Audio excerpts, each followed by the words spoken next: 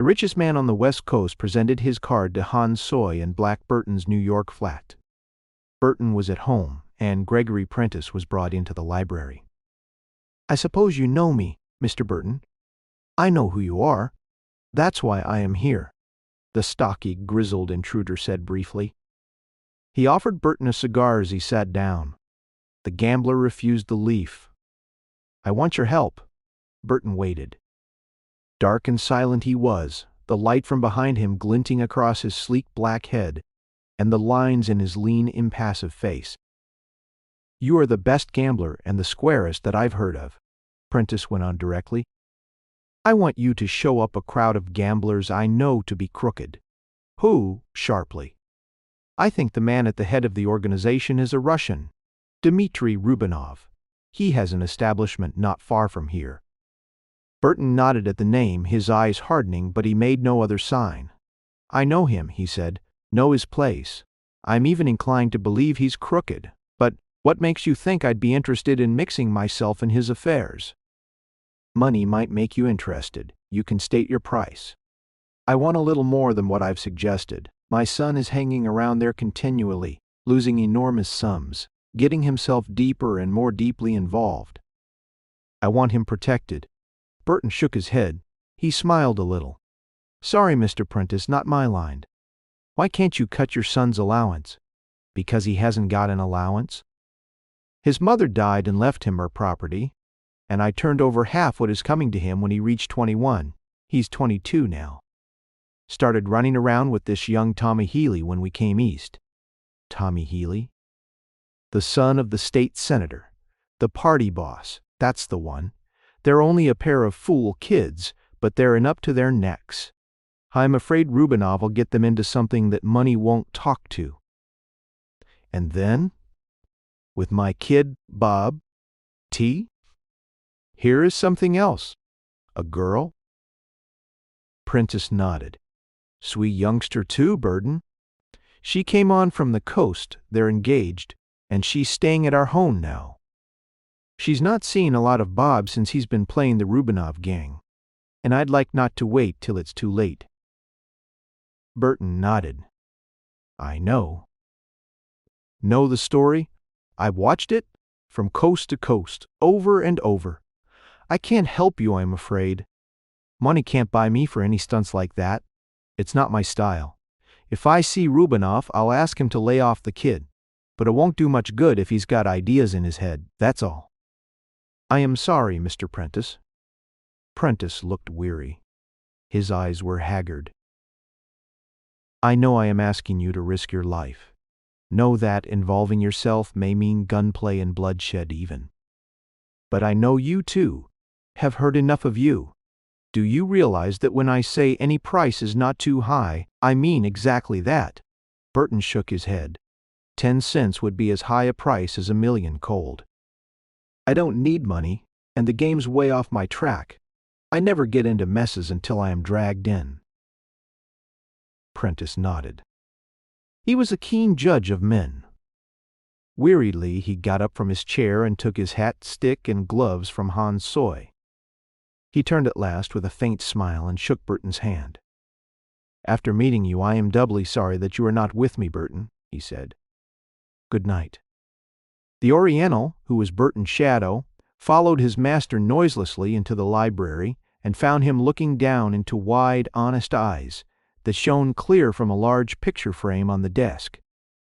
Burton seemed in a reverie. Without turning, he said, "I think we'll go back to the coast, Soy, or maybe have Mrs. Burton come here," the Chinese murmured. Burton shook his head. "No, she hates New York. Too much unpleasantness has happened here. I only come back for excitement now and then, and I am getting tired of that." The telephone rang. Soy, answering it, repeated the name of Rubinov. Burton turned quickly and took the receiver. Between him and Soy there flashed an understanding look. Rubinov's voice came soft and purring. "Good evening, Mr. Burton. We have not seen you lately." "Not so." "What do you want, Rubinov?" Burton snapped. "Just a chat." "Perhaps you will have a visitor soon who will mention me. He may want you to do things." I called to chat and to tell you it would not be too wise to do those things." The voice trailed off on a note of menace, waiting. "You are a very foolish man, Rabinov," said Burton. "Why?" "Because if you'd talked to me like that 3/4 of an hour ago, I'd have accepted the offer I've just refused. You are in luck." "Offer? Refused?" "Ah, so you have already refused." "Good. That is excellent. You must come to see us sometime soon, Mr. Burton. Goodbye." The wire clicked. Burton hung up the receiver. He looked up. "I think I shall take a walk, Soy," he said. And then he grinned as he saw that Hans Soy was already getting his hat and stick. Burton turned westward some 6 blocks from his own quarters. The street he had chosen seemed darker and more tranquil than the others. Halfway down its length, 2 small orange lamps at the head of a flight of brownstone steps made little more than a marking place against an unpatterned wall. Burton was nearing these lights in fairly leisurely fashion when suddenly his pace quickened. Shadows moved ahead. There was the swirl of a feminine evening wrap, a man's figure, dim both, for the lights showed nothing clearly but the door. A woman's wrist was caught in the grip of a young, small-statured individual wearing a low-polled slouch hat. Burton came up. His cane cracked across the man's back before the fellow was aware of his presence. The wrist was released. The woman staggered a step backward. The man crouched, voicing a soft curse, came up, a knife in his hand. But in Burton's hand was a special .38. "Steady," he commanded. The man brought up sharply, almost as though he had run against a wall. He gave a quick gasp. "Burton." He looked this way and that, then, turning, fled into the shadows. Burton slipped the automatic back into his pocket quickly and turned to the girl. She was erect now. One slender white hand, a single large diamond on its finger, touched her throat. She was quite young, slim and tall for a girl. Her red lips were parted a little, and her breath was coming quickly. But as she looked at Burton, there was not the faintest sign of fear in her expression. He looked deeply into her eyes. "I must thank you," she began. "Never mind that.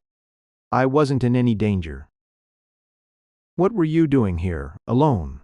Burton clipped. She glanced at the lights. "I was going in there. He stopped me. Told me I couldn't. I told him I must and tried to get past him. He saw my ring, I guess, and my pearls and tried to snatch them. Then you came. He's working for the house in a way," Burton explained. "Supposed to tag who goes in and out, make sure they're all right. I presume you know what the place is. It's Rubinov's, isn't it? A gambling casino?" Burton's smile was grim. "You can call it a casino if you like. It's an awfully nice word for it. I thought it was like Deauville or Le Touquet. I thought I could go in without any trouble. And I wanted to see a man who is inside. Is his name Bob Prentice?" hazarded Burton. Her eyes widened. "How did you?" "Guessed." Burton's glance never left those lovely deep eyes of hers. They seemed to fascinate him. Not too long a guess at that. "I don't know your name, but I think you are young Prentice's fiancé. His father came in to see me tonight and told me a few things." Her lips parted.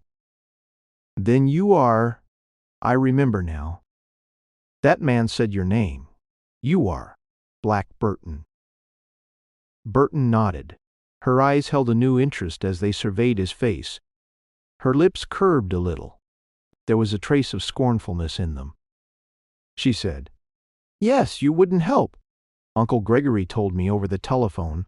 Then I decided to come to take Bob home, create a scene if necessary. Let him know it's either that or quits. It's got to be brought to him sharply." "Quite," Burton said. "And I refuse to help. There isn't a chance of explaining to you why. Meantime, Rubinov's is no place for you, under any circumstances, and it's nothing at all like Deauville or Touquet or Enghien. So I am going to put you into a cab at the corner, then I'll go in and see what can be done about young Prentice." For a second she hesitated. "But you said you wouldn't." He already had her arm. "I refused to enter into a wild scheme which was no concern of mine. However, I can get your fiancé out of there tonight much more easily than you could. That wouldn't let you in anyway. If he's there, I'll send him to you tonight. I promise you that." They had reached the corner. A taxi was waiting there. When Burton placed her inside, she was smiling through the undoubted trouble in her eyes. She put out her hand. "I am grateful, Mr. Burton." "More than grateful. Don't be too hard on Bob, please. He's a nice boy, even if he is foolish. And my name is Marta Sloane." Burton watched the taxi drive off, replaced his hat at a slight angle, and turned back towards the twin orange lights. In a moment he was admitted through the portals of Rubinov's, was the casual eye. The place had a quiet, refined elegance. From soft, thick carpets to dark ceilings. Good taste, which Rubinov possessed, instinctively reigned. Each of the playing rooms was hidden behind a double thickness of dark curtaining, through which scarcely a sound penetrated. There was a bar at the back, behind the imposing staircase, and it was not closed. But the same almost religious silence was enforced there. Burton was gnome. He did not immediately go into the playing rooms. He moved idly towards the bar. He met Rubinov as the Russian came hurriedly down the stairs. Rubinov was small of stature and plump.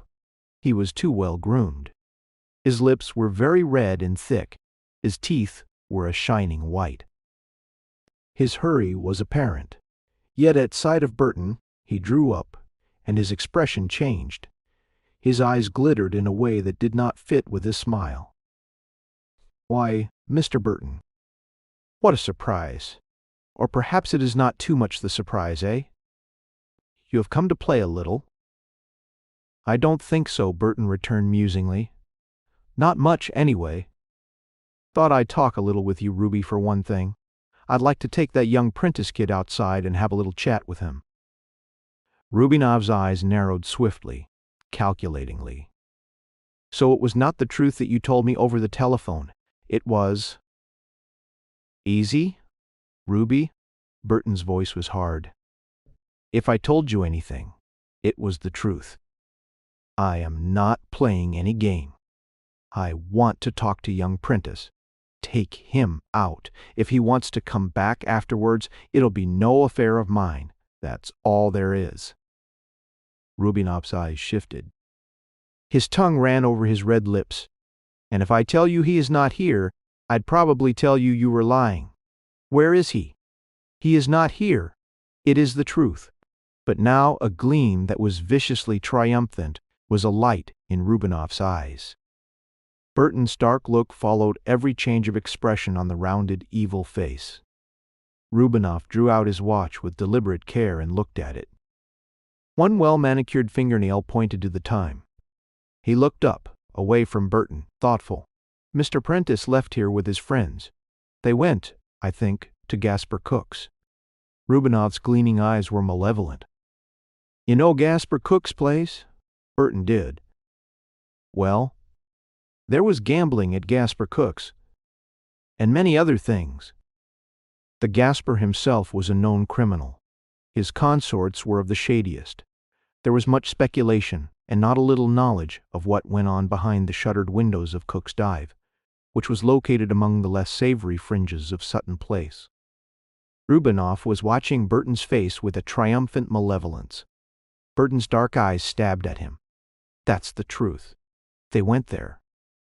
Then you were up to some dirty work, and I'll see that you pay up for it, Ruby. I told you I wasn't sitting in on this hand, but I may be yet." He did not wait for Rubinov's reply. He hurried out. Even before his taxi drew up there, Burton could distinguish brass buttons and blue uniforms. 2 policemen stood before the doors of Gasper Cook's place. The fact that they could be seen was unusual, for the outside was normally dark. The outer door was thrown open now, however, and already a small crowd of loiterers had gathered. Burton threw a bill to his driver and leaped out before the taxi had come to a full stop. He pushed through the loiterers. One of the 2 policemen blinked at his approach, started to put up his stick to bar the way. Burton simply nodded, touched his hat, and passed between the 2 uniformed figures. They looked after him, but Burton made his way with assurance straight down the lighted hallway to the rear. 1 or 2 men sat in the rooms flanking the hallway. He paid them no heed. He hurried up the narrow staircase at the back and found the 2nd floor of the house. At the landing he saw what he had come for. The door to one of the private rooms was flung wide open, and there were a number of people inside. 2 uniformed police were there. 2 men were bent over a body pitched sprawling face forward on the floor, the body of a well-dressed young man whose face could not be seen. A chair was kicked over, 2 decks of cards littered the table in confusion, a glass was broken and whiskey ran from an overturned bottle. The room reeked with the stench of drink and tobacco smoke, though the window, opening on the fire escape, was wide open. One of the men kneeling over the prostrate figure straightened up and removed the stethoscope phones from his ears. He nodded. "Sent for the ambulance, I suppose," he said wearily. Burton knew the assenting voice of the other man, and his face. When it was turned, it was Dalton, of headquarters, and a friend. But beyond Dalton, against the wall and facing them all, was another youth. Well-dressed too, this one was, though his tie was awry and his rather wavy hair considerably rumpled. His eyes were red-rimmed, and there was a strained expression of awe and terror on his youthful features.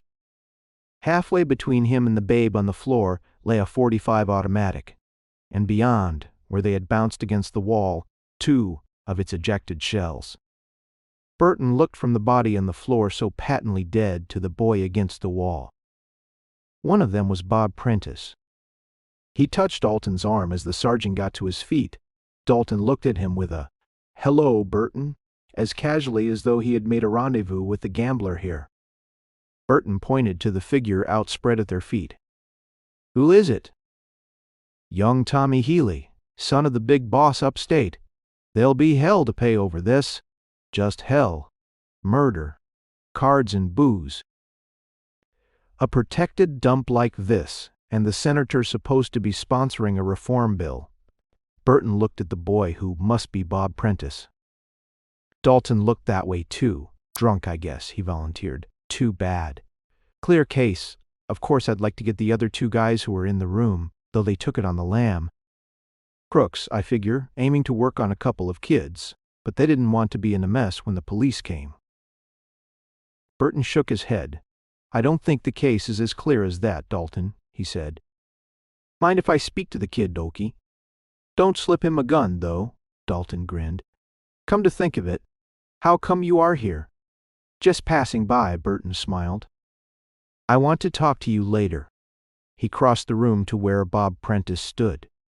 The boy's hands were pressed flat against the wall as though he wanted to make sure of its substance. He had not moved. He only stood there staring, his jaws apart, his eyes fastened on Burton when the gambler approached. But they fastened glassily, without comprehension. "You are Bob Prentice, aren't you?" The boy nodded slowly, still with that fixed stare that was riveted now on Burton's face in dull wonder. "You didn't shoot him, did you?" "Me?" "No, he. The other man shot him. They ran. Tom is my friend." A twist of agony crossed the youthful features. "He's dead." "Yes. Did you tell the police anything?" "Only that. What I told you." "Who are you?" "Burton." "I know your father and your fiancée. I came here looking for you. I'm going to try to help you, understand? You mustn't break down. Make a simple statement, and then wait for your lawyer. I am going to see your father and Miss Sloane. Will you try to buck up?" There was something magnetic about Burton's low, calm voice, as much so as his bearing. The boy stared deeply into those dark eyes that had seen so much, and the glassy stare receded slowly from his look. Imperceptibly, he seemed to straighten. He moistened his lips. "Yes, sure, it's awful, but it's got to be faced. Now make it as easy as you can for them, will you?" And when Burton turned away with a brief, reassuring nod, he added, "And thank you." A policeman was moving closer to Prentice. Burton stopped beside Dalton, who was talking with the doctor. Dalton looked at him with interest. "What's all this to you, Burton? I know the kid's folks." "I'll tell you more later. I am coming back to see you. Did you know there were 2 other men in the room?" "Yes, you did. But have you tried to round 'em up?" Dalton nodded. "I've got wires out, but if they skipped when they did, they won't show up now till after it's all over." One of the 2 was Steve Kenrick. "We know him, the other we don't know, and the kid can't remember him as anything but Shorty." "What's Steve Kenrick like?" The sergeant of police shrugged.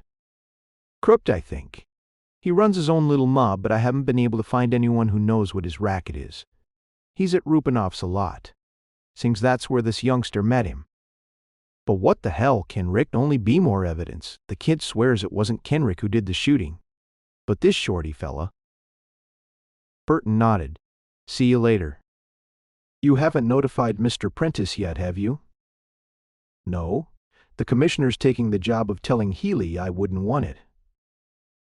"I don't like mine either," Burton said. "I am going to see Prentice. See you at the station." He disliked his task extremely, but he had his own reasons for performing it. Tactfully, he broke the news to the famous financier and the young girl. In the big, deep-set library of Prentice' uptown home. They listened, they questioned, tentatively, fearfully. Here and there, then came a dull silence. The girl was like a bit of crumpled white tulle in the enormous chair by the fireplace. Prentice sat very erect, half in the shadows before the rows of silent books. His cigar had gone out. He still held the dead stump. At last he said to Burton, "He didn't do it. No, you can be certain of that. Not even in a wild gust of passion.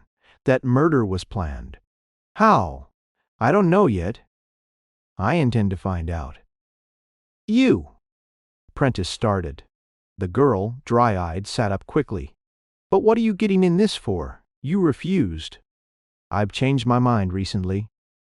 I may tell you why sometime. It doesn't matter. Right now I'll expect you to back me in any way that I need. To the limit. And you, Miss Sloane, I may want you to help me before I am through." "Oh, please, if I only could do something." She was eager, alive again. Burton nodded. Prentice said, "I'm relieved. We can talk more on the way downtown. We must get to Bob. I'll order the car." Burton held up his hand. "Go if you want to," he said, "but I wouldn't advise it. There'll be enough of a mess in the papers anyway, and you'll find yourselves right in the middle of a ring of photographers and reporters if you go there now. Tomorrow, after you've seen your lawyers, you can go with them. It'll be quieter and better for your son to wait, I think," he added. "I am going back there if T hears anything." Prentice sank back again. He looked tired. "You are right, I guess. When you see him, tell him that everything. Tell him. But you'll know what to tell him. You are being a friend, Mr. Burton. More of a friend than I could have hoped for in this hour." Burton turned to go. He gave the girl one of his rare smiles, and she smiled back at him bravely. At the doorway, Burton turned. "Mr. Prentice, did you ever threaten to make trouble for Rubenov?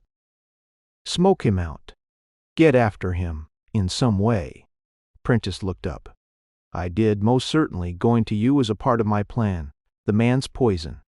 But Rubinov, he had nothing to do with this. Maybe not, Burton said. As you say, he's poison, and poison doesn't confine itself to one spot. Good night. Bob Prentice had been quiet enough when he was taken to the precinct for the night, pending the coroner's jury on the morrow. Burton found him sitting on the edge of his cot. His coat was off and his tie, his hands were in his hair and his head was bent. But he made an effort to straighten with the gambler's appearance. "I've seen your father," Burton said, "and Miss Sloane. They won't be down until tomorrow. Give you a chance to buck up before then. They're back of you, both of them." "Thank God. They don't believe? How could they?" "They love you, boy. You got to help me. Tell me as much of the story as you can remember from beginning to end." "Oh, I can remember all right, about everything. I was drunk, fearfully drunk, but I know all that went on. Somehow I can't get Rubinov out of my mind, though he shook his head. Well, anyhow, Bob Prentice and young Healy had been in Rubinov's most of the day. Mostly drinking. There was a buffet restaurant connected with the bar, and they had eaten sandwiches there at intervals. We didn't do much playing, early, Prentice said. The fact is, we were both pretty broke. I gambled away my income for the next 6 months, and besides that, Rubinov had a lot of my IOUs that he mentioned more and more. If I touched any of my stocks, my father'd know about it right away, through the bank. And Marta and I was in wrong anyway, and getting in deeper, and couldn't see my way out. Tommy was in the same boat, only worse. He hadn't any money of his own to amount to anything, and Rubinov was getting politely firm with him. Burton's eyes were thoughtful as the recital went on. The two had decided to risk playing mildly in the evening. They always did. They might recoup Kenrick. Steve Kenrick had come in with a friend, Shorty, and invited them into a game of poker. Table stakes. The youths accepted. The drinking continued. The play went in no particular direction, but the game was interesting. After about an hour, Rubinov came into the private room and requested them to leave. He was getting the guests out quietly, a few at a time, he said. He had heard there might be trouble tonight, and they were playing when I went there, Burton put in. Here, were they? Well, Rubinov wanted us out for some reason. He wasn't making much on our game anyway, and we were drinking so much we might have turned out troublesome. We did. The boy broke off with a sob. His eyes closed. At length he resumed. Kenrick said he knew of a place where the game might be continued. Both Prentice and Healy were ahead at the time. The four agreed, and they adjourned to Gasper Cook's place. After about half an hour of it at Cook's, I got wise, the boy said. Both Kenrick and Shorty were monkeying with the cards. I saw them. I didn't call them at once because, to tell the truth, I didn't want trouble. Shorty looked like he might have a gun, and I had heard Kenrick was a tough man. Tommy was too drunk to be any good in a row, and we were in a bad dive. I figured on getting out of the game as soon as possible, but they must have seen that I was wise. The little fellow suddenly yelled that the cards were being marked. We gabbed about it a bit, and then I said I was going to quit. I was about even anyway. But they persuaded Tommy and me to stick for just one more hand round with a new deck. We were all friends again. Suddenly Bob Prentice paused. Then, the first hand, mine, went all right, so far as I could see. On the second, I saw Shorty deliberately dent 2 cards with his fingernail. I said nothing. It came on the third hand. Tommy was dealing, and suddenly Shorty reached out and clamped his hand, cards and all, to the table. That time I saw you. He yelled and pointed at the cards he'd marked. Tommy jumped up, cursing. He kicked back his chair. Shorty pulled a gun and shot twice. The boy paused. He drew a deep breath. His lips were trembling. I don't remember much after that except shouting, doors opening, people running in. Shorty and Kenrick ducked through the window. I could only stand there and stare at Tommy. He shook his head. That's all, I guess. Burton nodded. It's a lot. Did Rubinov or Kenrick ever try to get anything out of you, or Healy?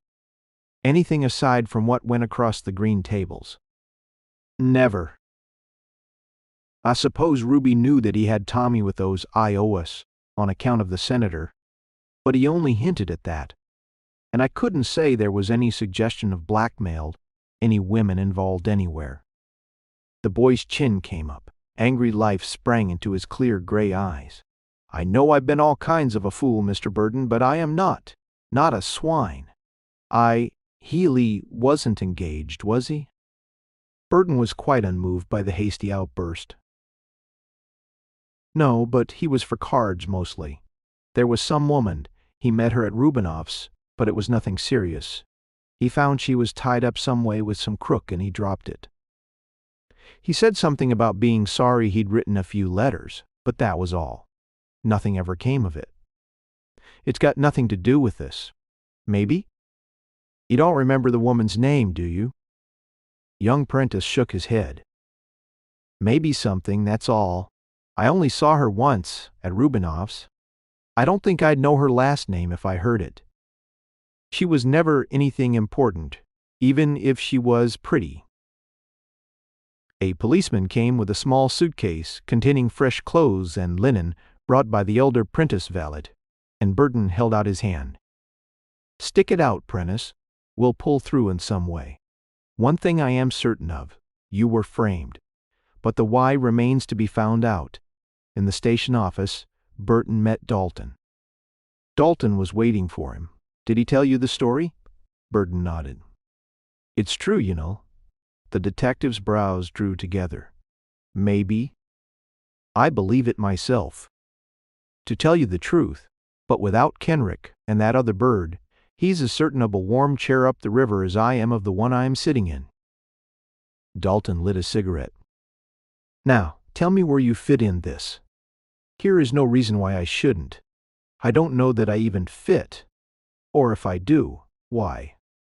He spoke of Prentice's visit to him and of his refusal to accept employment. I don't know why I've changed. I stopped in to see the kid, as I'd suggested to Prentice I might do, and Rubinov told me they'd gone to the Gaspers. That's all there is. Burton stopped. His eyes narrowed. Except, he added musingly, that I don't like Dmitri Rubinov. Tyke, you think he's in this? If you accept the kid's story at all, there was some good reason for this unknown shorty picking a fight there. A fight in which he was planted for a killing. That means something was behind the whole business. I wish we could find Kenrick. He's pretty well known, I gather. No news? Dalton shook his head. Not a trace. He's probably skipped town, though all trains are being watched. Trailing any woman of his. Naturally, I thought of that. His girl lives up in the Mirabeau apartment hotel, but he hasn't been around there much lately. She won't see cops, and he's not there. They searched her place before she got in tonight. She'd been to a talkie, and nobody's gone in since she came back. What's her name? Murdoch. May Murdoch. Not a bad looker. Burton did not hear the last. Pinpoints of light glittered in his black eyes at the name. He got languidly to his feet. I'll keep in touch with you, Dalton. We'll probably be running into each other. I am sticking on this thing until I find what it's all about. Dalton flung away his half-finished cigarette disgustedly. I wish I had the ideas you were percolating on, Burton. Anyhow, I won't be sore if you turn up something. Count on me. Burton took a taxicab past Columbus Circle. The lights from there still reached clinging fingers into the night sky. Beyond, on the avenue, it was more quiet. The Mirabeau was halfway down a rather dark street reserved for one-way traffic, and Burton got out at the corner. He asked a chauffeur to wait. There was no sign of Dalton's men in the street. If there were any watching the Murdoch menage, the street was quite deserted, and the lights in the lobby of the Mirabeau were low. A sleepy desk clerk shook his head to Burton's question. Miss Murdoch was out. She had returned, She had received a telephone call, and she had gone out 10 or 15 minutes before. The desk clerk seemed not in the least suspicious, and Burton was inclined to believe the report. He turned away thoughtfully. Probably it was true. That would account for the fact that none of Dalton's men was about. He hoped that their trailing May Murdoch would lead to something, but the chance was slim. Burton started back towards the corner where he had left his cab. Thinking of detectives, his eyes roved into the dark corners that the houses and their walled basement dwellings made. A figure moved. An errant gleam from the far-off streetlight shone on something metallic. Burton's instinct for sensing danger came with that. He took a single leap forward for the partial shelter of an iron firebox post. It was just as an angry, vicious jet of red flared through the dark, and the quiet of the street echoed to the spiteful crack of a gun. Burton's gun was already in his hand. His hand had been on it while in his pocket as he walked. Now, even as he threw himself sidewise, his right arm was across his chest, his head down and sighting swiftly at the flame crack. A curse of pain, a fall. Sudden silence that endured mere seconds. Then steel clanged on the pavement, and there was a grunt of nightstick rapped farther down the block. Lights flashed. Someone cried out. Burton took to his heels. He reached his taxi. The driver was pop-eyed. "Get going," Burton snapped. "Nearest subway station." Thoroughly frightened, the man obeyed. Burton got aboard a subway train a few minutes later, was shot down to Times Square. Here he got a train back up to 72nd Street. And from there he took a local back and dropped within a block of his own apartment house. He entered unhurriedly. Han Soy brought him a whiskey and soda when he relaxed in his favorite chair. He looked across the dim room into the eyes that shone so clear from his wife's photograph, and he smiled. He picked up the telephone at his elbow and called a number. A moment later, Rubinov's voice came to him. "Hello, Ruby," he said easily into the transmitter. "That boyfriend of yours was wrong on his timing tonight. Did he get hurt much?" A long silence while the wire buzzed. Then the voice of the gambling house proprietor. "I don't know what you mean, Mr. Burton. You speak of the unfortunate occurrence at Mr. Cook's. I speak of the unfortunate occurrence outside the Mirabeau about 20 minutes ago. Unfortunate for someone. You shouldn't have dragged me into this thing, Ruby. I am an awfully peaceable man if I am left alone. But as long as I've lived, I just can't get used to being shot at. It's not nice, Ruby, is it? I don't know, Mr. Burton, what you? And give my regards to Mr. Kenrick. I must get round to seeing him soon. Good night, Ruby." The inquest the following morning was neither more nor less than what was to be expected. The lurid details of last night's crime became tiresome matters of routine under the eyes of the court. The facts were spread out. Bob Prentice told his story. He told it simply and coherently, exactly as he had told it to Dalton and to Burton. He looked younger than he had the night before. His eyes were strained, but they were clear. His linen was fresh, and he was clean-shaven and well-dressed. But the facts were too overwhelming. He was held for first-degree murder. No one was surprised. Prentice counsel had forewarned the boy's father and fiancé that nothing else could possibly be expected at this stage. Dalton strolled back to where Burton had been standing alone at the back of the dingy courtroom. "Kid's taking it well," he remarked laconically. "Perfectly clear conscience. Any leads, Dalton." "No, but I am agreeing with you more every minute. If you got anything yourself and want my help, let me in, Burton. That kid no more did that shooting than I did."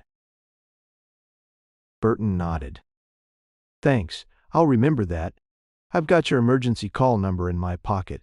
Too bad you couldn't get anything out of that Murdoch girl. Not a chance. We've got nothing on her, and she's not a crook herself. Even if she is in with the underworld, as the tabs have it, cops are poison to her. By the way, a guy was shot up near the Mirabeau last night. Had a gun. Wouldn't say who he was shooting at or who got him." Dalton was looking hard at the gambler. Burton inclined his head. "He wouldn't hurt much, stomach." He'll pull through, but he'll know for a couple of months that he was out of turn. I think he's one of the gang Kenrick's supposed to head, but we can't get much out of those birds." The gambler shook his head. "No, too much promiscuous shooting going on these days, I'd say, as bad as the border used to be. Well, I want to talk to Miss Sloane. I'll keep in touch with you, Dalton." There was a little crooked smile on the detective's lips as he watched Burton's receding back. His eyes glinted with an unreserved admiration. "Great training, border days," he muttered to himself. Martha Sloane turned at Burton's approach. Prentice and two lawyers were conferring. Burton took the girl's hand. She looked up eagerly into his face. "You think it can't all be as horrible as it sounds, can it, Mr. Burton?" she pleaded. Her eyes were starry. "It isn't. Keep up your courage. You are behaving beautifully. Even the headquarters sergeant in charge of the case is sold on the fact that Bob is innocent. Here's a long time before the last word is said, and we at least know what we're looking for. It's only a question of how to get at it. I wasn't just talking when I suggested I might call on you for help." He was watching her. There was unveiled eagerness in the way his words made her lift her eyes to his. Her breath caught. A hand rested lightly on Burton's sleeve at the wrist. "I wonder if I can make you realize how far I'd go to help," she said.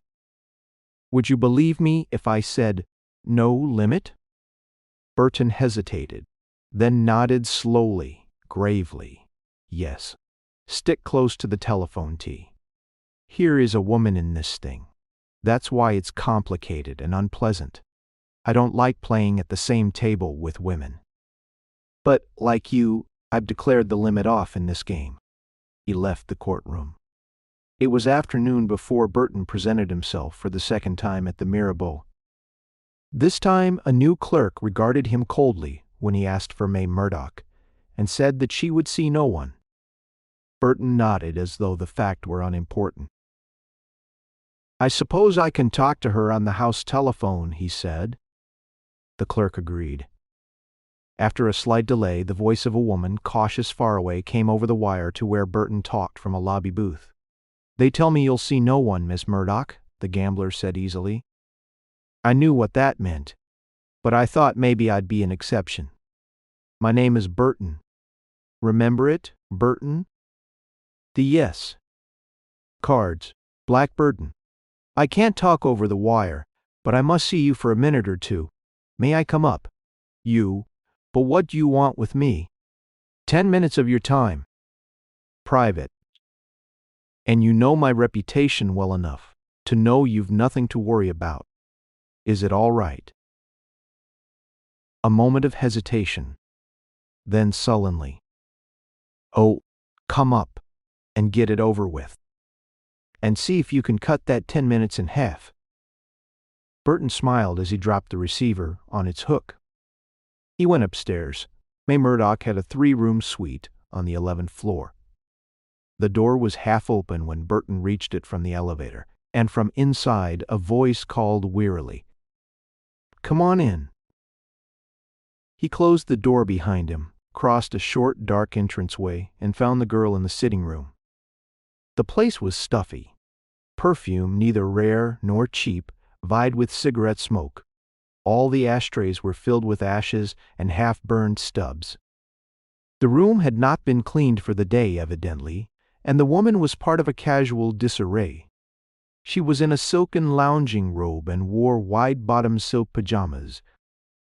She was pretty in a tired way, though her blonde hair might not always have been blonde, and her lips were too sullen. She radiated hostility, flicked an ash from a cigarette drooping from her fingers, and did not stir when Burton came in, only stared at him defiantly. Burton considered her for a long time. Neither of them spoke, and he moved to a chair. "Well," the girl drawled at last, "you've wasted one of your good minutes.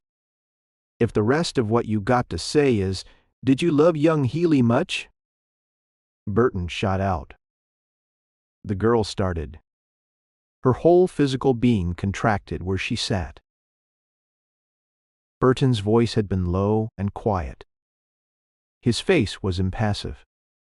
He sat a little forward watching her. A corner of her lip drew downward. So you are ratting, if that's all. Did he mean much to you before he quit? She flung away her cigarette and stood up angrily. You can get out of here, Mr. Blackburn, about as fast as you came in. Get. I don't know what your game is and I don't care, but I am not playing it anyway. Get going, or... She started towards the telephone. He made no move to stop her. She whirled on him as she reached the instrument. Going?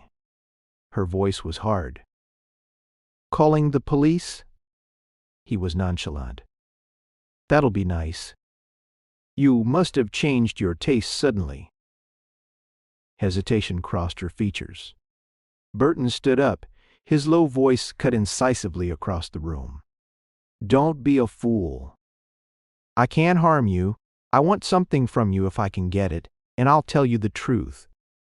I am in this little game, even if it's not in the way you'd suppose. I know more than the police do right now. Here is nothing on you. We all know that. But you wouldn't be in a nice spot if we dragged you in and made you prove it. You can't afford that kind of publicity. Be sensible. Her hot eyes scorched at him. Finally she said, Just what do you want, Steve Kenrick? For a witness? Your boyfriend, she laughed harshly, but genuinely. It was not a false laugh. Steve Kenrick, and that's all? And you should come to me to find out where Steve's damned to. Me? Burton shook his head. If you mean you don't know, I believe you. But that doesn't mean you can't get him to come to you. There are ways. I'd even guarantee to get a message to him. How? Her voice held merely curiosity. Her eyes were mocking. Through Rubinoff, of course. Kenrick's in New York somewhere. Rubinov's name reacted. The mockery died from the girl's eyes. She measured the man before her with a new respect. She moved at last, crossing to sit down where she had been, and lighting a cigarette carefully. Through the smoke she studied her visitor. You know a lot, or think you do. But you are not going to get anything from me, I promise you, anyhow.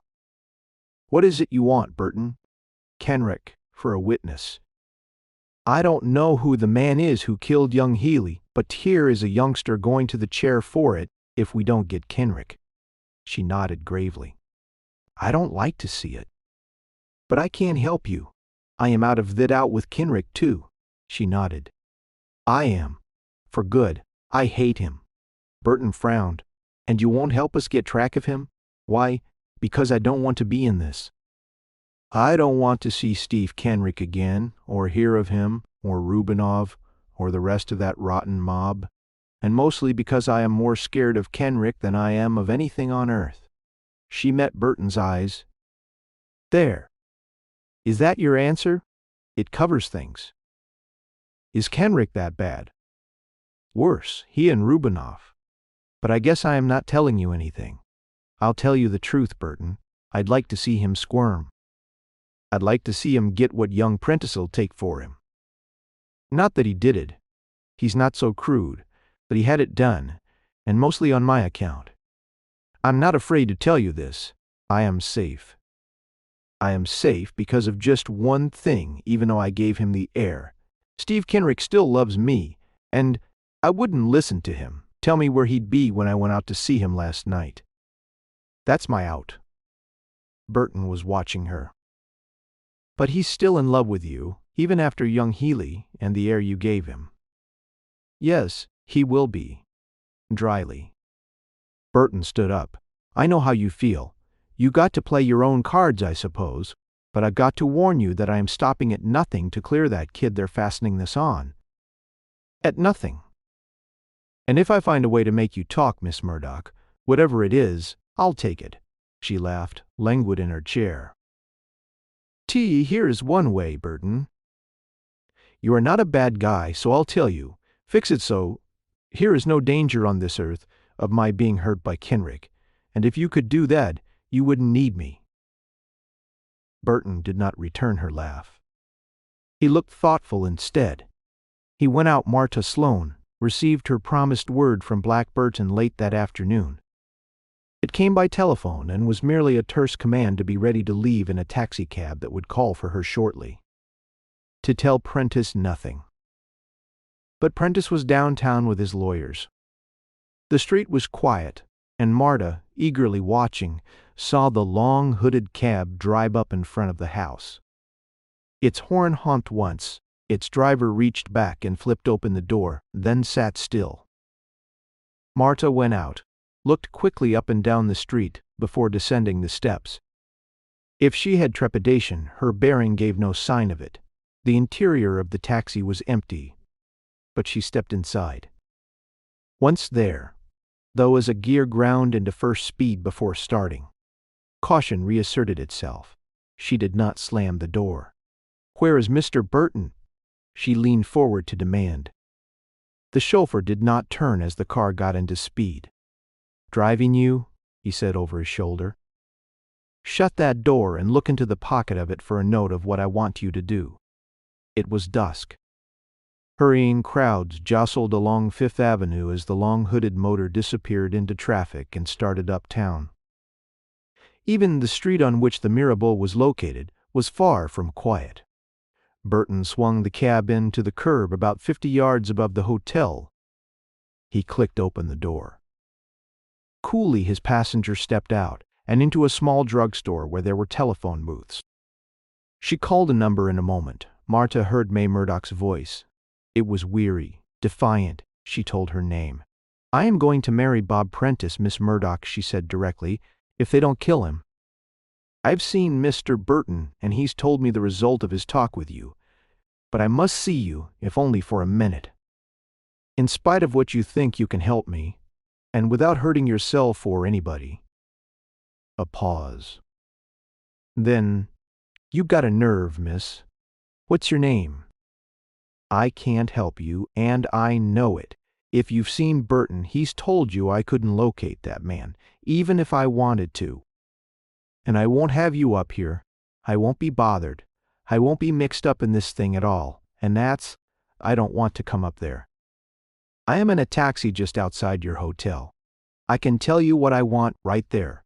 The door will be open, and I promise you, you won't be harmed." Harmed? A peal of laughter shattered over the wire, like the response to a challenge. "By you, dearie? Do you think I found out what it was all about by reading books? I'll come down. I'll take a good look at you first, and I'll take care of myself. Though what good it'll do you, I can't see." "What kind of cab?" "Brown, with a red line." "Thank you, I'll wait." The phone clicked. Marta Sloane took her place inside the taxi and tried to hold herself cool, impassive while she waited. Burton only turned for a second to glance at her. He met her eyes. Then, satisfied, he lounged back in his seat and lit a cigarette. He was leaning over the side of the cab, idly watching the traffic which swept by him when May Murdoch came out of the hotel and stood for a cautious instant surveying the cab. Her eyes were hard, wise. Marta Sloane sat quite still at last. Reassured, the girl connected with the mob killer moved directly for the open door of the taxi. But her quick eyes darted up and down the busy street. Even while her hand was on the doorknob, she hesitated. She looked at Marta, who was quite slight and fragile in the corner, swept the interior with her glance, then grinned. "All right, sister. This looks a safe enough lay. Now get it over with and maybe I'll get some peace." She came inside and dropped down in the seat. Marta's face was white. Her eyes shone in the semi-dark, but her voice was steady. "You can help me, Miss Murdoch, and without hurting yourself. Did you care for Tommy Healy?" A change came over the cynical, half-smiling features. For an almost imperceptible moment they softened, then suspicion and defiance held them again. "What's it to you?" "A lot. It's going to make things easier. For I am going to appeal to you as one woman to another. And if you cared for Tom Healy, you will know how I feel about his friend, Bob Prentice." And they were friends, Miss Murdoch. If they'd had a chance, they would have fought against those killers for each other, but they never had a chance. One was killed, your friend, and the other framed to be executed for that killing, mine. Won't you help me, Miss Murdoch? I have money, but somehow I think you would refuse me if I offered you money for what I want you to do for me. For long moments, May Murdoch stared levelly, hard-eyed, into the steady dark eyes of Marta Sloane. Not the slightest change of expression crossed her features. At length she spoke. I am the soft-hearted slob. Here I rate a dose of lead if I take a hand in this. I don't need to. I don't know a damn thing about it. Keep my mouth shut, stay out of it, and I am safe. Well, what do you want of me, kid? Who's the guy, lawyer, or some police bird? I suppose you've got influence. Money buys most things, dearie. No, just a friend, Mr. Burton. Let's quit stalling. I've already talked with him. Yes, but he has a suggestion, and he thinks it might be dangerous to you if he came to see you here again. Please, you are not afraid when I will be with you every moment of the time. I don't think much of you as a bodyguard, kid, but Black Burton is on the level, so let's hop to it if it will make you any happier. In silence, the two passengers watched the lights of the city glide by as the car tore downtown. Burton was wasting no time. May Murdoch did not speak again or move until, turning off Greenwich Avenue, the car darted into a dark and silent side street. It was a short street. Only two establishments, placed widely apart, showed lights through dingy windows. Burton slid the car to a stop at a spot between the two and sprang to the sidewalk. A man came out of the shop he had passed and hurried towards him, a man who walked with a limp. Burton spoke to the limping man as he came up. All set, Scotty. Set you. Yes, lead the way. Scotty limped up a flight of 3 steps to a dark and bleak-looking doorway. Keys rattled. A heavy door swung back into a hall at the far rear of which a light gleamed.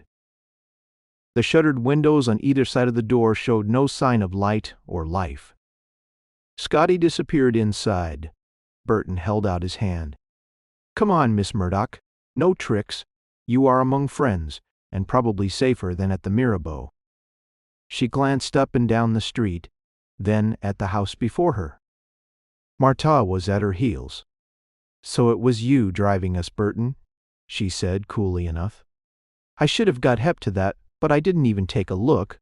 Want to chatter some more, do you? Not necessary to say a word unless you want answers to questions. Come inside and I'll explain if you want me to. Scotty could not be seen when they entered the hall. He drew back into the shadows. They went to the room at the rear. The windows were barred, and the shutters were of iron. May Murdoch's eyes swept the place. It was barren enough. A table, 3 chairs, some empty bottles in the corner, a light that dangled brazenly from a wriggling wire from the ceiling. But on the table was water and a whiskey bottle. The girl's eyes brightened. Then they fell on a telephone fastened to the wall. Burton shook his head. All the calls go through Scotty's office, Miss Murdoch, incoming and outgoing. But you'll be quite comfortable here. I think Miss Sloane is staying on with you.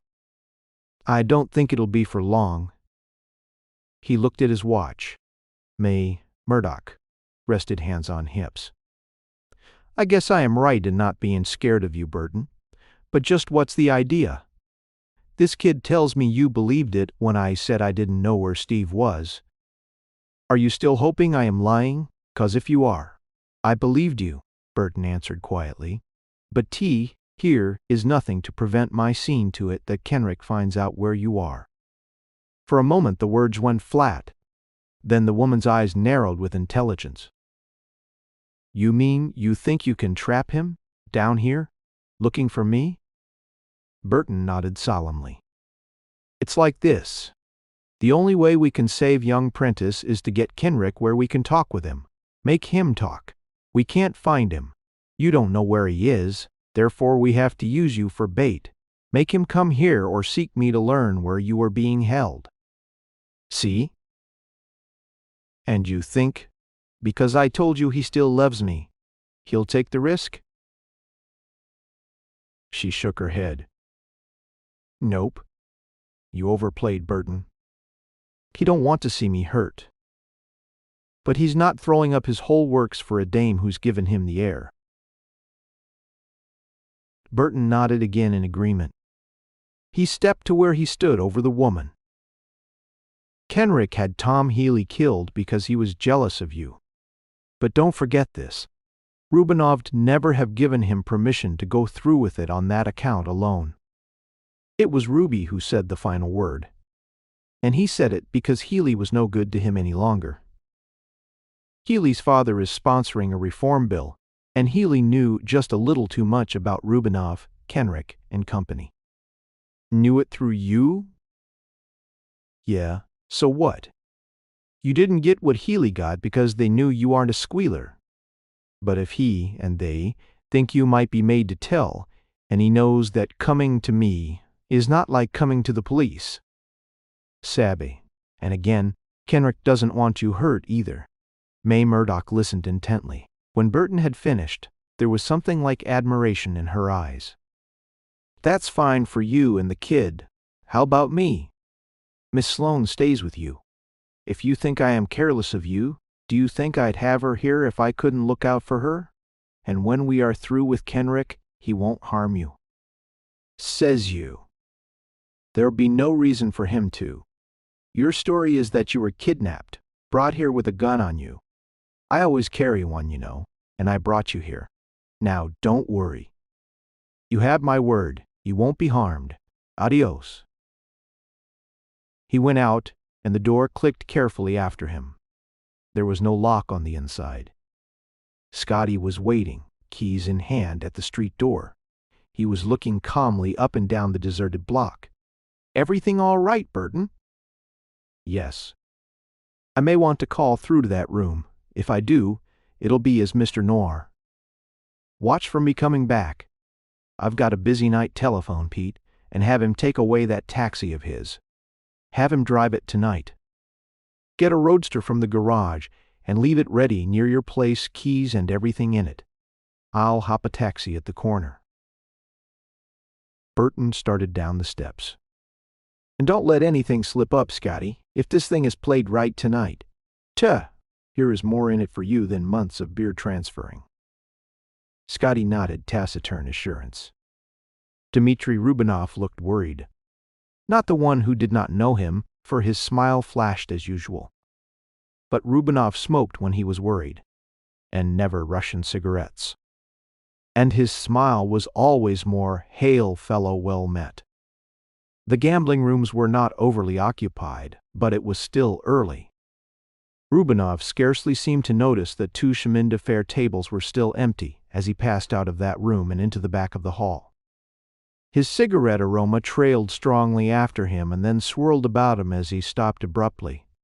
Black Burton was facing him. Rubenov's smile faded slowly until it was a rather sickly grimace that tried to cling on. Burton looked pleased. "Hello, Ruby. Sick? Sick me? From what?" Burton shrugged. "I didn't know. Just your face. Maybe it's those cigarettes. They smell ghastly." Rubenov lifted his shoulders and tried to look taller than he was. "And what brings you here tonight, Mr. Burton?" "Just drifting around." Burton tapped a cigarette on his thumbnail. "Thought I might see a friend of ours, Steve Kenrick." "A friend?" "Of ours. But Kenrick, he has not been here since. Cannot locate him. It is too bad. Mom, too damned bad. That's just what the cops say. And that kid that's taking the works. It doesn't matter, though. I had something I thought he'd want to know. That's all." "What was that, Mr. Burton?" Rubenov was smiling again at ease. His eyes were gauging. "Just about a girl, May Murdoch. Know her?" Rubenov started. May Murdoch. Kenrick knew her. "Yes. What of her?" "Too bad, I guess. I have a way of hearing things, you know. Somebody thinks she knows something, and I don't think it's just about Kenrick alone. That's what I hear anyway. She's being detained somewhere, not hurt or anything. Just detained." I thought Kenrick might want to know because I got the tip, and I've got a fair idea of where she is." There was no longer pretense in Rubinoff's look. The dark Slav eyes were glittering, the red lips were moist. "You play tricks, Mr. Burton?" "Not at all. Telephone her hotel, if you want to check me." She left in a cab that drew up and waited for her. "Late this afternoon, and she is detained." Burton was calm, very cool. He scarcely looked at Rubinoff. He inhaled deeply, blew out smoke, but Rubinoff was restraining himself with difficulty. His face was red. He perspired. "It's a trick, Burton," he exclaimed, hoarse-voiced. "You're taking big chances, you." "It's not your play, Ruby," Burton interrupted idly. "Kenrick is the only man I'll tell what I know, and the police are not in this. Yet I don't think Kenrick'd like it if you didn't tell him, though that is, if you had the chance. But I must get some food. I've been too busy for dinner." "I am going down to Pietro's Hermitage, Ruby. Pietro's Hermitage, and I'll be eating till the dot of 11. Nice place. Pietro's Hermitage for late dinner. Good night, Ruby." Rubinoff had no more to say. At least he was unable to get it out. He stood staring while Burton swung out. The gambler's taxi was waiting. It drove him direct to the Hermitage, which was just above 14th Street. A quiet place, well kept, serving excellent food. The Hermitage was only 1 story in height, but its flooring was apportioned at various levels. It boasted comfortable booths, curtained, and odd corners. Its patronage ran the gamut from jockeys and cold-eyed racketeers to actresses of note, artists, and millionaires. Burton nodded to the smiling Pietro, who pronounced his name, ordered a booth and a steak, and sat down to wait. He was over his coffee and a cigarette. The watch on his wrist marked 5 minutes before 11 when the thick curtains across the entrance to his cubicle were thrust unceremoniously aside. The unusually wide shoulders of a man of his own height held the curtains apart. An out-thrust heavy jaw hung over him. One hand was jammed heavily into the pocket of a gray suit. Burton glanced at the pocket, from it to the steel-blue killer's eyes glaring down at him. "Come in, Kenrick," he said calmly, "and sit down. Don't try to use that gun. It won't get you anywhere." Kenrick looked him over keenly. But Burton had not even evidenced surprise, much less fear. The gunman at last came in. He sat down opposite the gambler, but his hand stayed in his pocket. The gimlet eyes bored into Burton's. "Come through," said the hoarse voice. "I ain't foolin'. What's the racket?" Burton looked at his cigarette. "I am glad you are businesslike. If you care anything about your girlfriend, you've got to be. It's complicated. Lay off that, Burton. You know enough. And with what you know, you are wise that May and me've split up. Now what are you figuring on now? You and May had split up before you got Healy, but you were still jealous enough to run the chance of a warm seat. Baloney. The kid himself cleared me there, if my business keeps me from wanting to get messed up in affairs like that. Well, it's my business. And you ain't hurting May anyway. I know you better than that. I am not," Burton stressed. "I am an outsider, but to hear is an innocent kid facing a murder trap, and there are people who'd do a lot to save him. And what do you think May can do for you? She don't even know where to get me, and I am the only one could put the thing on Shorty." A wild light came into Kenrick's eyes. "You don't think you are going to pull me down in here, do you?" Burton shook his head calmly. "Nothing so crude. To try it, I know, would mean that one or the other of us wouldn't come through. Neither way would suit me. But when May talks, and it's liable to hurt her to convince her that she should, she'll probably be able to give us enough to make up a case for the kid and some other things where you can't pass the rap. You see, I know just about how the land lies, Kenrick. I've got the story pretty well shaped up. May's evidence might mean a lot. It might do a lot more harm than a simple statement from you to the effect that you saw Shorty do that killing." Burton watched the gunman's face. The eyes were dangerous, very. but behind them the ponderous brain, wedged in its ape-like skull, moved only slowly. It knew but one law, you mean? You'll force what you can out o' me, herder? Maybe. Build up a defense on what you can get. If I don't come through? That's about right, and if you come through, nobody's hurt, except the man who killed Healy. Again Kenrick pondered. Cupidity lurked in the blue eyes as they were turned from Burton's steady gaze. Cunning and street-taught cruelty. At last Kenrick leaned an elbow on the table and faced his man. "I'll tell you the whole works," he said, "all but where to find Shorty. And I'll tell you that when you've shown May to me. And if she hasn't talked, she ain't been hurt, not touched yet. And she ain't talked. Not yet. I thought I'd see you first." That was sensible, Kenrick grinned to himself, his tongue just moistening his lower lip as though in relish over a rare joke. "Sensible, Burton. I like sense. And now, you'll write out what you've got to say." "All complete," Burton said steadily. "As you mentioned, I am sensible." Kenrick hesitated.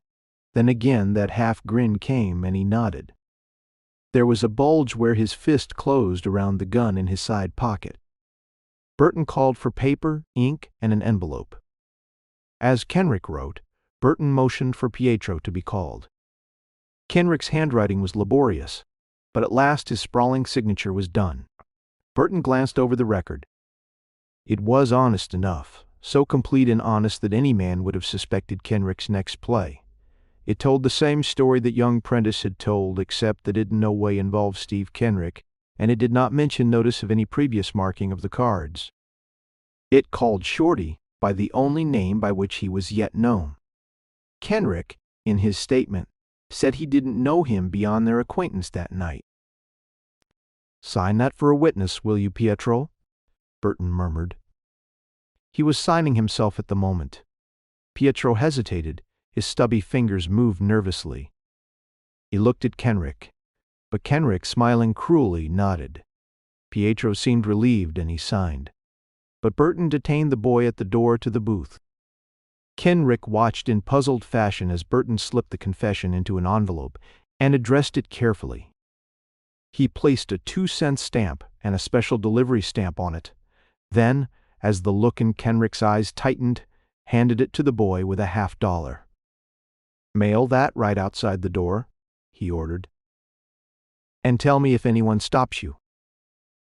Then he sat back and faced Kenrick. "You didn't think, did you, my friend, that I was going to keep that on me tonight?" The look of chagrin on Kenrick's face was slightly comical. That he had planned on a double cross was evident. He had received a checkmate. "But I want Shorty," Burton said. "When you take me to May—" Kenrick suddenly lurched across the table and seized the arm of his vis-a-vis. "And don't double-cross me, Burton. Here's no cops where we're going, is there?"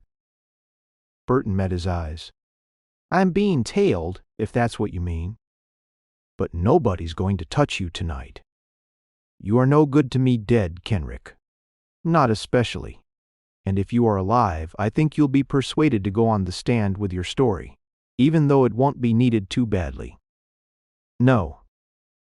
Play straight, and you got a white card tonight. I take you to May. You give me Shorty's address, and we're through." "For tonight," Kenrick said meaningly, and heaved to his feet. "Okay, let's go." Each having the same amount of trust for the other, they hailed a cab hurrying down the avenue and sped downtown. Burton ordered it to halt. Dismounted and paid it off at the corner of the street where Scotty's shop was. The shop was almost dark as they passed, but a light glimmered through dusty panes from somewhere in the rear. A lone roadster, rumble seat up, rakish and clean-lined, was drawn up a few paces farther on, only its tail light showing. At the end of the street, a man crossed under the arc light at a lagging pace and disappeared. Kenrick had not spoken. His eyes searched here and there, fierce, untamed. He followed Burton wordlessly up the steps of the shuttered house, waited, glance roving suspiciously while Burton fitted a key. When they were in the dark hall, only a sliver of light at its far end showed the way. Burton moved unhesitatingly towards it. Kenrick followed cautiously. Burton stopped before the door and half-turned to his companion, who pressed close. And now Burton's hand was at his coat lapel. "We're washing up clean, Kenrick," he said, low-voiced. "It's about here you may be tempted to try tricks. Remember that they can't get you anywhere." Kenrick grunted something foul. "Go on in," he said. Burton flung open the door to the garishly lighted room. Martha could not be seen at once. Burton called out a reassuring word to her. Kenrick stared straight ahead to where May Murdoch was just rising from the rickety chair by the single table. A half-emptied tumbler was beside her. She looked at Kenrick, seemed transfixed. Then her eyes sought Burton in the rear. She was afraid, but she was game too. 2 steps inside the room. Kenrick faced her. His head was forward, his jaw shot out, a reddish glimmer in his eyes. His right hand was still bulging out the right coat pocket. The fingers of the left twitched ominously. "Hello, you rat!" Kenrick's voice was hard. "I've come to get you glad, maybe?" Her voice was steady. "What did they tell you?" "Nothing much. Not half to what I am going to find out before I am through. You look too damn comfortable for a kidnap. I smell something crooked around here." The woman said steadily. "I am comfortable, Steve. I haven't been touched, but I've sat with a gun trained on me since I stepped out of the hotel. That's all. You know I didn't know anything." "What could they get out of me? If Burton was wise enough to outbluff you, blame yourself." Her lips curled scornfully. "I've told you more than once that the only sign of a brain you had was in the trigger of a gun." Kenrick reddened and his jowls swelled. The truth hurt. Yes, this woman feared him physically, but certainly that was all. The knowledge made him ugly. "All right, maybe I'll have to be using the brain I've got then." He whirled on Burton. "We're washed up, I guess. Me and this dame's going my way." Malice was in his tone, a threat for the woman in his manner. Burton's hand was dusting his coat lapel lightly. The gambler raised a cautioning 2 fingers. "You are forgetting? There was one more thing in our agreement. I fulfilled my bargain. Now I'd like Shorty's name, and I'd like to know where he is now." Kenrick stared, then laughed shortly. He scarcely glanced at the fiancée of Bob Prentice. The crafty, almost subtle look was in his eyes once more. It was too subtle. It became a warning. "Okay," he said almost cheerily. "The guy I've been telling you about is Shorty Cummings. Anyhow, that's what I know him by. And right now he's holing up in Patty Ryan's place, 56 Cornell. That's the truth, and my bargain's square, is it?" Ugly-eyed, he half-turned, made a move towards May Murdoch. She shrank away before some hidden menace in him. "That's right, and the Dane goes." May Murdoch suddenly spoke. A cry it was. "I don't want to go with him, Burton." "Don't let him take me. He'll kill me." "He will. I know him. He thinks I've ratted, and he's mad enough to make himself believe it. He'll kill me one. Shut up, damn you." Kenrick snapped. Martha Sloane crouched wide-eyed and almost uncomprehending back against the corner of the wall. Burton took a step forward. His tanned features were expressionless. "Quite all right," he said calmly. "You are forgetting again, Kenrick. I didn't tell you I'd deliver her to you. I said I'd bring you to her and release her right now. She's free. She can do as she pleases." He half-turned to the girl. "You can walk out of this door when you want to, alone, or with him. That's my bargain, and—" A hard laugh interjected the rasp of a killer's voice. "You fool, Burton.